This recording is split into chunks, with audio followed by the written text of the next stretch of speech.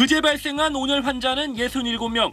장마가 끝난 뒤 계속되는 찜통 더위 속에 지금까지 1,191명의 환자가 발생했고 13명이 사망했습니다.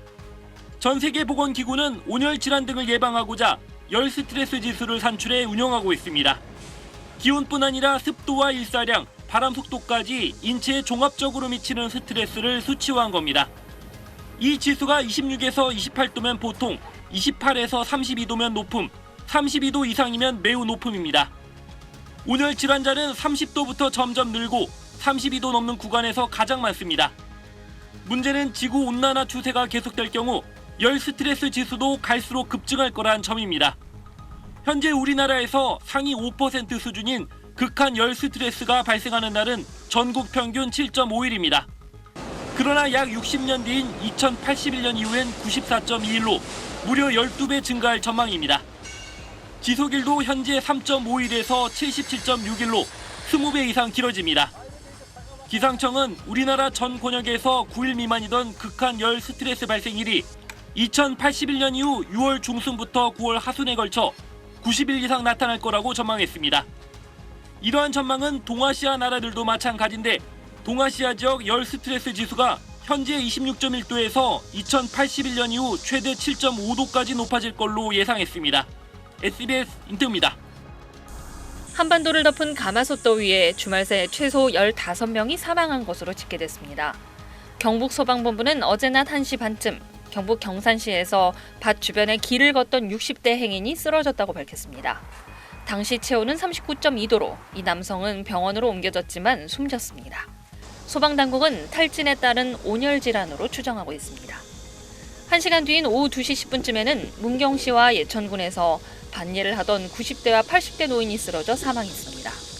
그제도 문경과 김천, 상주와 경산에서 노인 4명이 폭염에 밭에 나갔다가 온열 질환으로 숨지는 등 주말 이틀 새 경북 지역에서만 7명이 폭염으로 숨졌습니다. 어제 오후에는 경남에서 80대 노인 2명이 밭에서 쓰러져 숨졌으며 충북 제천, 전북 군산에서도 주민이 쓰러져 숨진 채 발견돼 당국이 온열 질환과의 연관성을 조사하고 있습니다. 소방당국은 사망자 15명 모두 발견 당시 체온이 높은 상태였으며 대부분 온열 질환에 취약한 고령자들이 밭일을 하러 나갔다가 변을 당한 것으로 추정했습니다. 질병관리청은 어제 오후 4시 기준 온열 질환자는 73명으로 집계했습니다. 연일 폭염에 사망자가 속출하자 지자체와 공공기관은 대비책 마련에 나섰습니다. 국립공원공단은 폭염을 피할 수 있도록 지리산과 가야산 등 17개 국립공원 계곡에 한해 다음 달 31일까지 출입을 허용하기로 했습니다. 경북도는 독거노인과 폭염 취약계층을 보호하기 위해 고령의 노인들이 밭으로 향하지 못하도록 계도 활동에 나섰습니다. SBS 정경윤입니다. 경북 경산의 한 농촌마을. 어제 낮 이곳에서 밭일하던 70대 남성 A씨가 반나절 만인 어젯밤 10시쯤 쓰러진 채 발견됐다는 119 신고가 접수됐습니다. 집에 들어와야 되는데 안 들어왔어. 신고자가 아버지랑 아마 찾으러 갔을 겁니다, 밭에. 언제부터 이제 쓰러져 계시는지는 확인할 일은 없고. 발견 당시 A씨는 심정지 상태였습니다. 어제 이 지역의 낮 최고 기온은 섭씨 38.1도까지 치솟았습니다.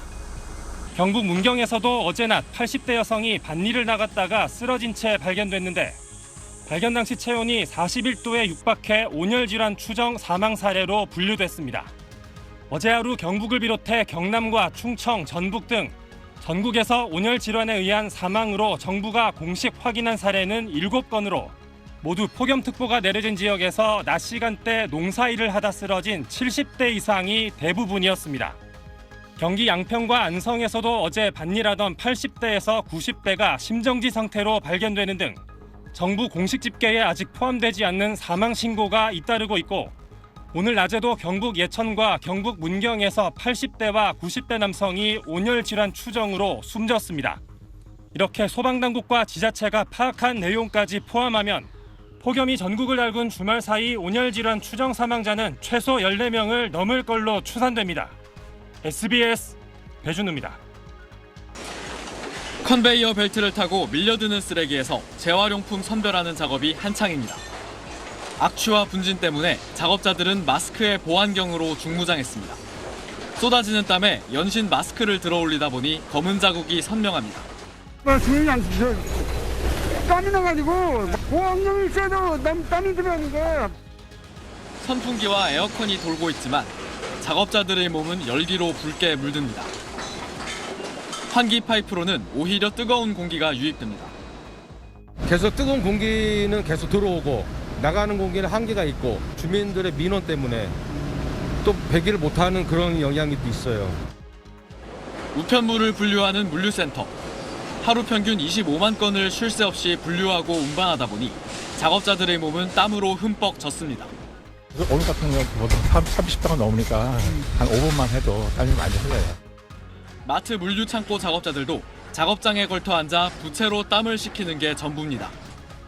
냉난방기가 갖춰져 있음에도 불구하고 운영하지 않고 실제로 휴식 시간을 보장받기가 굉장히 힘든 조건입니다. 지난해 개정된 안전보건규칙은 폭염시 사업주가 실내 노동자들에게도 의무적으로 휴식 시간을 주도록 했습니다. 하지만 휴식 시간을 기리는 사업주 재량인 게 현실. 실제로 쿠팡 물류센터 노동자들은 작업장 온도가 34도까지 치솟는데도 휴게 시간은 하루 15분에 불과하다고 호소했습니다. 냉방대책 마련하라. 지난 6월 코스트코 노동자가 쓰러진 이후 갖가지 대책 강화 목소리와 함께 현장 점검이 이뤄졌지만 여전히 현장 곳곳에서 노동자 안전은 뒷전으로 밀리고 있습니다. SBS 이태권입니다.